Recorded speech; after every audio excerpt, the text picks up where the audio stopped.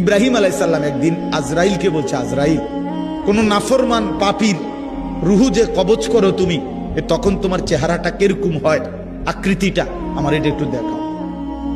হযরত ইব্রাহিম আলাইহিস সালামকে আজরাইল বলছে, আল্লাহর কসম হে নবী, আপনি সহ্য করতে পারতেন না, আপনি এটা দেখতে চাইেন না। ইব্রাহিম আলাইহিস সালাম বললেন, না, আমার একটু হলেও দেখাও। তো আজরাইল এই বিভৎস আকৃতি, মানে নাফরমানের জান কবজ করার সময় উনার যে চেহারার আকৃতি হয়, এই চেহারাটা ধরে ইব্রাহিম আলাইহিস সালামকে দেখাইলেন।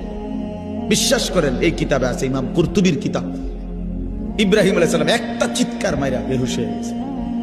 হুঁশ আসার পরে ইব্রাহিম আলাইহিস সালাম বললেন, আল্লাহর কসম, আয় আল্লাহ, মালিক আপনার কসম, কবরের আযাব, জাহান্নামের আযাব কোন নাফরমানের জন্য কিছুই লাগবে না, শুধু আজরাইলের এই ভয়ানক দৃশ্য জান কবজের সময় একবার দেখলেই তার সারা জিন্দেগীর নাফরমানির শাস্তির জন্য এটাই যথেষ্ট।